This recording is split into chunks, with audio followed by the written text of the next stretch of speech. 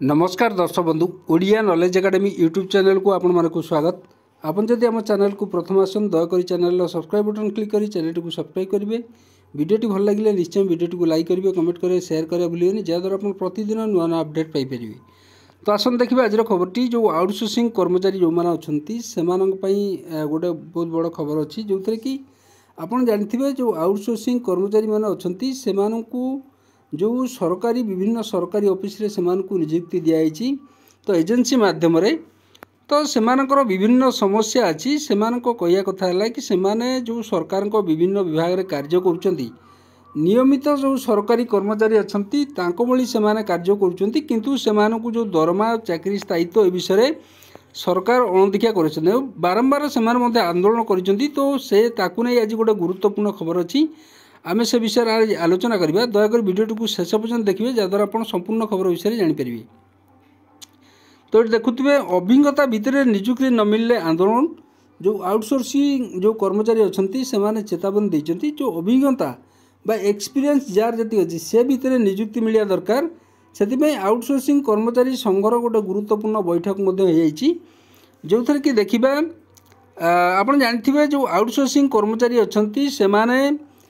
जिला स्वास्थ्य केन्द्र गोष्ठी स्वास्थ्य केन्द्र दीर्घदिन स्वास्थ्य सेवा आउटसोर्सिंग कर्मचारी माने दे आछुंती।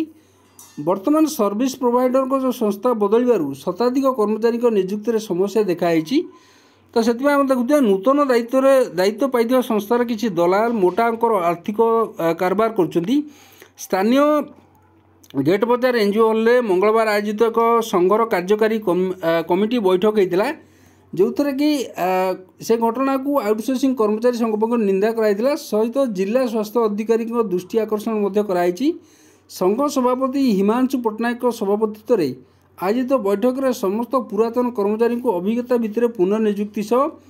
जो आप जानते जो बेआईन भाव में आर्थिक कारबार बंद न कले आंदोलन करने चेतावनी दी कहीं जिलार जो स्वास्थ्य केन्द्र में सफाई कर्मचारी हाउसकीपिंग सुरक्षा कर्मचारी जो विभिन्न कर्मचारी मान अच्छा से नियुक्ति पूर्व एसीएस अभिराम केयरटेकिंग संस्था अधीन में कार्य करते एवं भुवनेश्वर एक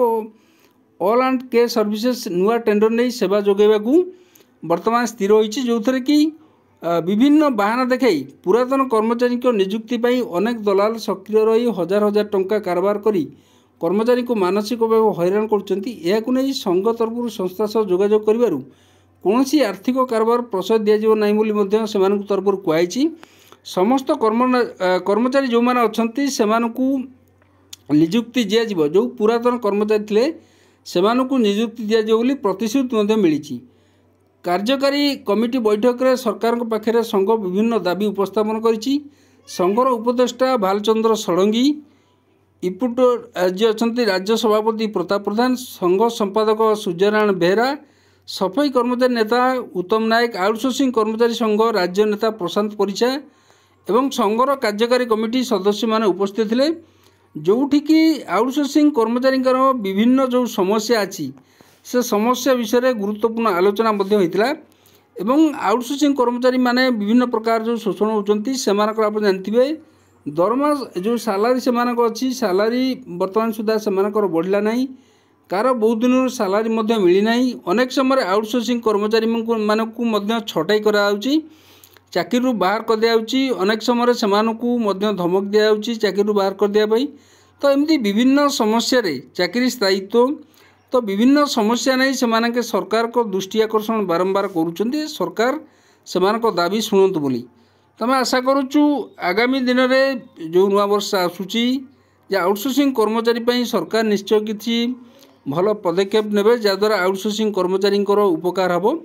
तो आज गुरुत्वपूर्ण खबरटी जदि आपको खबरटी भल लगे दयाकोरी निश्चय चैनल को सब्सक्राइब करेंगे, वीडियो को लाइक करेंगे, शेयर करेंगे, कमेंट करेंगे भूलें। धन्यवाद।